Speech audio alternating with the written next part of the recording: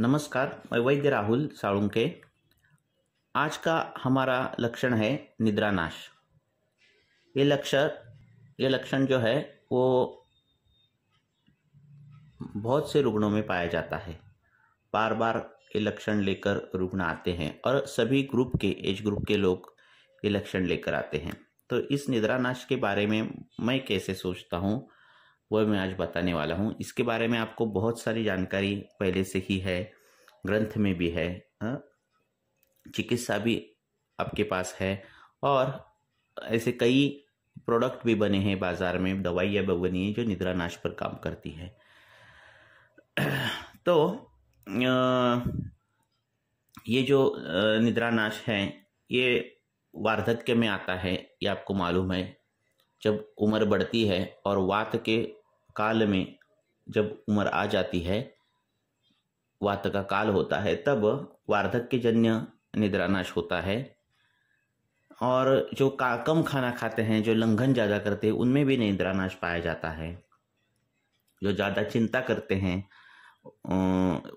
Stress लेते हैं, उनमें स्ट्रेस रहता है जिनमें, उनमें भी ये उनमें भी ये निद्रानाश जो है ये लक्षण दिखाई देता है। भय जिसमें ज़्यादा है, जिनमें भय ज़्यादा है, भयभीत हो जाते हैं।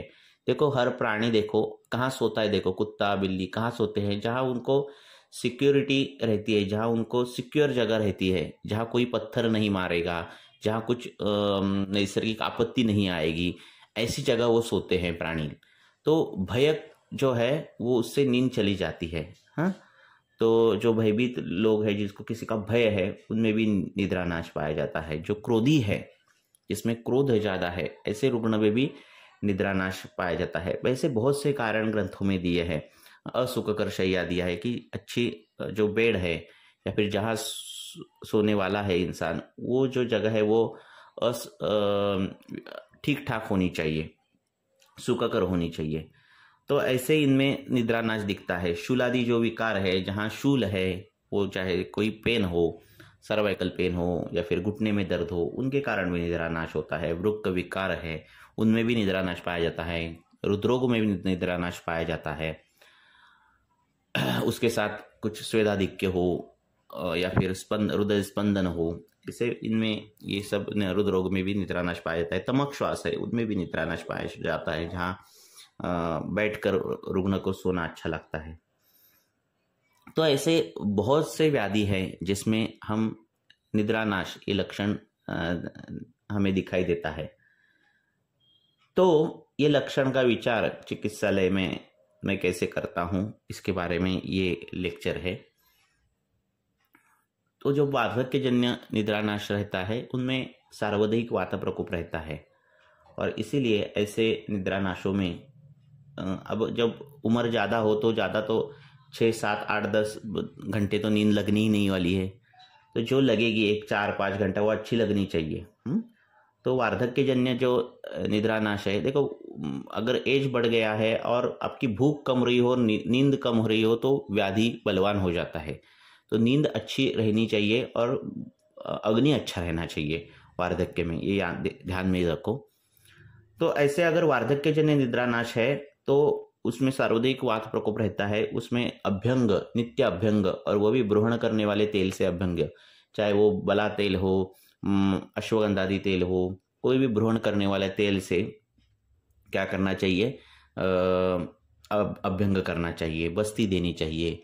कर्णपूर्ण जो है वो उसका उपयोग करना चाहिए। शिरोअभ्यंग और दशमूलाद्य घृत आता है, वो अगर आपने दे दिया तो ये वार्धक्यजन्य जो वात प्रकोप से निद्रानाश जो हुआ है वो ठीक ठाक हो जाता है, नींद बढ़ जाती है। जो अति लंघन करता है, प्रमिताशन रहता है, अल्पाशन रहता है, उनमें घृतयुक्त भोजन करने से ही नींद आती है, उसको कुछ दवाई की जरूरत नहीं रहती। जो चिंता करता है, बार बार चिंता करता है, अब ऐसे कैसे 2 प्रकार के इंसान रहते हैं कि जिनमें सच में वो काम है और काम का स्ट्रेस है, उनको मालूम है ये स्ट्रेस है, उससे नींद मुझे नहीं आ रही है। ऐसे जो काम करने वाले लोग रहते हैं, ऐसे वो जो स्ट्रेस में रहते हैं, उनके लिए जटामासी का फांड बहुत अच्छा कारगर होता है, या फिर सारस्वतारिष्ट भी अच्छा काम कर देता है। और जो लोग रहते हैं कि जिनमें कुछ स्ट्रेस लेने की कुछ वजह ही नहीं है, ऐसे ही स्ट्रेस ले रहे हैं। हाँ, कई बूढ़े लोग या फिर कोई लोग आपने देखे होंगे कि कुछ भी स्ट्रेस लेने की वजह ही नहीं है। बच्चे का ठीक ठाक हुआ है, उसके बच्चे का ठीक ठाक हुआ है, घर में सब कुछ ठीक ठाक है, फिर भी स्ट्रेस ले रहे हैं। तो ऐसे चुपी स्ट्रेस लेने वाले जो लोग हैं उनमें समुपदेशन अच्छा करना और ब्राह्मी घृत का रोल जो है वहाँ अच्छा रहता है। तो उनमें कोई तो उनको अलग सा काम देना।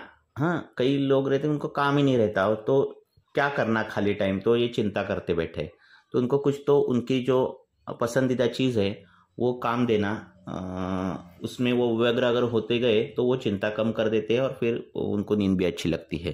तो इनमें ब्राह्मी घृत अच्छा काम कर देता है।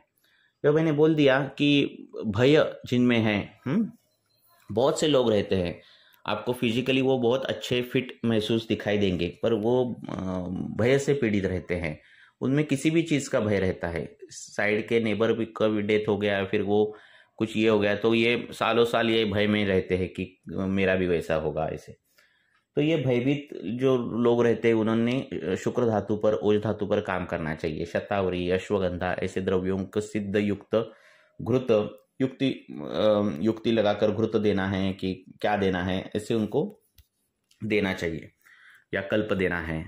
तो उनमें शतावरी, अश्वगंधा ऐसा ये जो द्रव्य है उनका विदारी, इनका जो उपयोग है वो बहुत कारगर होता है भय से जिसको नींद नहीं आती। उनमें हमने कई बच्चे भी देखे होंगे जो कपिल प्रकृति के बच्चे रहते हैं ना, तो उनमें मस्त नींद लेते हैं वो 10-12 घंटा, और जितना शांति रहे ना उतनी वो अच्छी नींद लेते हैं। पर कई बच्चे रहते हैं कि उनमें क्या होता है कि आजू बाजू के जो लोग हैं वो बातें अगर जब करते रहते हैं या फिर कोई साथ रहता है तभी उनको नींद अच्छी आती है। अगर बहुत रिलेटिव आ गए, घर में बहुत दंगा चल रहा है ना, और फिर उनको नींद अच्छी आती है, और शांति मिल गई तो उनकी नींद डिस्टर्ब होती है। ये भय से पीड़ित बच्चे हैं, तो इनमें अभ्यंग करना चाहिए बच्चों में, ऐसे जिनकी नींद ऐसे टूट जाती है ऐसे। और लाक्षादी तेल जो है आया है वो बहुत ही अच्छा है, उनका अभ्यंग उस बच्चे को किया तो उसकी नींद अच्छी आती है। रुद्रोगी जो रुग्ण है उनमें भी निद्रानाश की समस्या रहती है। ये निद्रानाश रोग से भी है और उसके मर्माघात से भी है। वो चिंता करता है कि मुझे रुद्रोग है, इससे भी है। उनमें बला तेल का अभ्यंग बहुत अच्छा कारगर होता है, या फिर पुनर्नवादी तेल आया है वातज रुद्रोग में, तो उसका अभ्यंग जो है वो ऐसे लोग में बहुत कारगर होता है। तमक श्वास के भी रुग्ण देखे जाते हैं। इनमें बैठने के बाद जो है वो नींद आती है और सोने के बाद नींद टूट जाती है। इनमें उर प्रदेशी स्नेहन स्वेदन करना, सेंधव मिश्रित तेल का स्नेहन स्वेदन करने के बाद और स्वेदन देने के बाद क्या हो जाता है, वो जो वायु जो है उदान वायु का प्रकोप वो कम हो जाता है और नींद अच्छी आती है।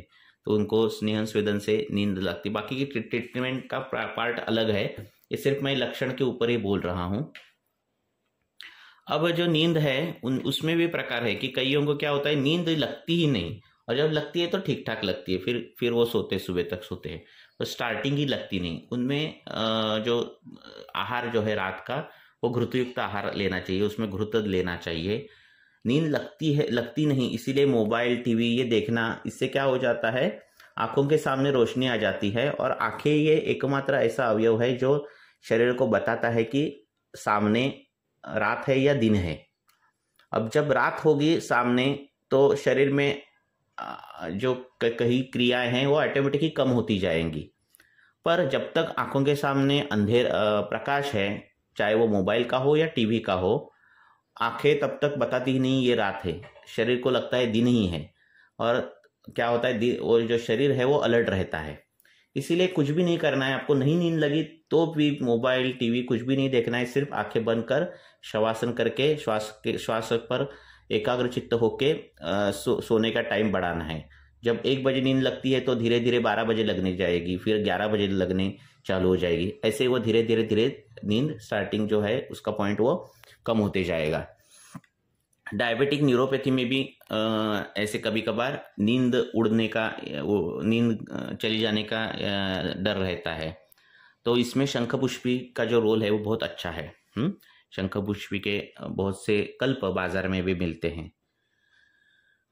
जिनको नींद लगने के बाद, नींद तो लगती है जल्दी पर बीच बीच में टूटती है, ये जो टूटना है बीच बीच में, इसमें कभी कभार पसीना ज़्यादा आने के बाद टूटती है। ऐसे लोग बोलते हैं कि पसीना छूटता है और नींद टूटती है। इसमें आंवला चूर्ण का रोल बहुत अच्छा है। आंवला जो है उसका सेवन करना, उसका सुबह दोपहर को खाना खाने के बाद ऐसा सेवन करना, उससे वो स्वेद प्रवर्तन होकर नींद टूटने की समस्या है वो चली जाती है। बिना कुछ किए, मीन्स स्वेद प्रवर्तन नहीं आता, कुछ नहीं, ऐसी नींद खुलती है। तो इनमें नस्य, अभ्यंग और दशमूलादि घृत, दशमूल सिद्ध घृत दिया तो भी ये टूटना, जो कटिंग जो चीज है ना, एक पूरी की पूरी नींद है और बीच में टूट रही है, ये वात की विकृति है। तो ये दशमूल सिद्ध घृत का सेवन अगर रात को किया खाना खाने में, तो ये जो नींद टूटने की जो समस्या है वो क्या होती है, निकल जाती है। कईयों को नींद लगती है, ठीक ठाक लगती है, पर बहुत टाइम पीरियड कम रहता है। 10 बजे सोए तो 3 बजे ही उनकी आंख खुल जाती है। तो ऐसी जो कम नींद रहती है उनका अगर अग्नि अच्छा हो तो भैंस का घृत, नहीं तो भैंस का दुग्ध अगर खाना खाने में आपने रखा तो नींद का जो, क्योंकि उसको उनमें मंद गुण की आवश्यकता रहती है। उनका अग्नि अगर अच्छा हो तो उनमें मंद गुण रात को खाना खाने में डालना है। तो वो भैंस का दूध चाहिए, नहीं तो घृत चाहिए।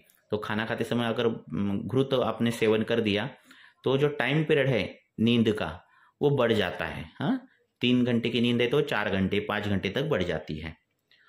डर के वजह से होता है, उसमें मैंने अश्वगंधा, शतावरी ये तो बोल दिया। बहुत डिप्रेशन है, बहुत स्ट्रेस है, बहुत डिप्रेशन में जा रहा है, ऐसे भी नींद कुछ भी नहीं फर्क पड़ रहा है किसी का, किसी दवाई का, तो इनमें जो है वो जाति फल का जो उपयोग है वो दूध के साथ या फिर उसका कल्प दे तो उसमें नींद आती है। ऐसे लोगों में जाति फल का अच्छा उपयोग होता है।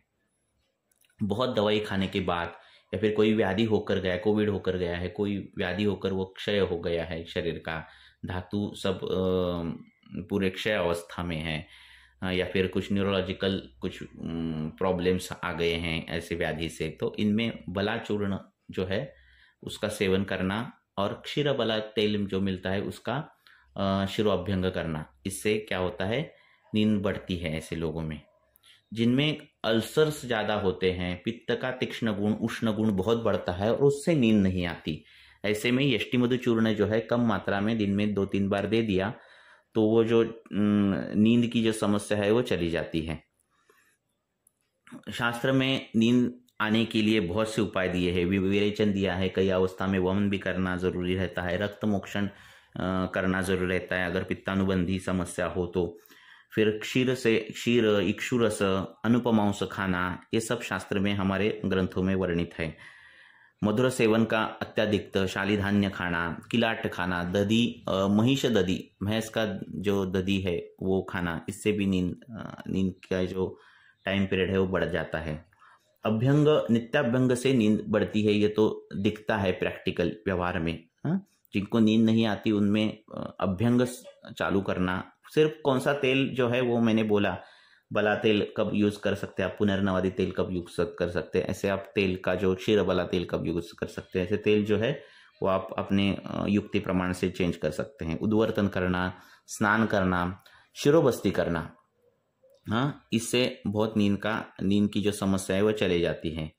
कई पेशेंट में तक्रधारा, शिरोधारा, इसमें जब आंवला का चूर्ण आप लगाओगे और तक्रधारा करोगे तो बहुत अच्छी तरह से नींद आती है। आंवला चूर्ण का जो शीत वीर्यत्व है वो बहुत अच्छा काम करता है एक्सटर्नली यूज करके भी।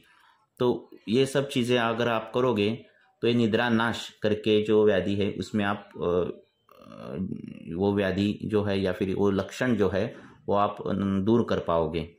बाजार में जो दवाइयाँ मिलती है वो सब क्या होता है, मिक्स रहता है, जिसमें जातिफल भी रहेगा, शंखपुष्प भी रहेगी, अश्वगंधा भी रहेगी, जटामासी भी रहेगी, पर हमें कब क्या चाहिए। देखो आपने वच्चा डाल दिया ज़्यादा तो क्या होता है, अलर्टनेस बढ़ता है नींद में, ठीक है ना। पेशेंट नींद अच्छी लगती है पर जो वो जो उसको जाग आती है 2 बजे 3 बजे, एकदम फ्रेश रहता है वो, ये नहीं हमें चाहिए रहता है। तो कभी कभार कैसा रहता है कि सभी दवाई मिक्स करके जो कॉम्बिनेशन होता है वो कभी कभार नहीं अच्छा होता। तो कौन से अवस्था में कौन सा द्रव्य देना चाहिए, अगर ये हमने प्रिसाइजली उसकी पढ़ाई की, तो हमें ये जो लक्षण है, एक एक लक्षण हम जो ले रहे हैं, उस लक्षणों का विचार करके भी हम उस पर क्या कर सकते हैं, सक्सेस मिल सकता है हमें, लक्षण वो दूर कर सकते हैं हम पेशेंट का। आपको ये वीडियो कैसे लग रहे हैं आप कमेंट में ज़रूर बताइए, और अगले लक्षण मैं एक हफ्ते में 2-3 वीडियो ऐसे यूट्यूब चैनल पे ये डाल दूंगा। धन्यवाद।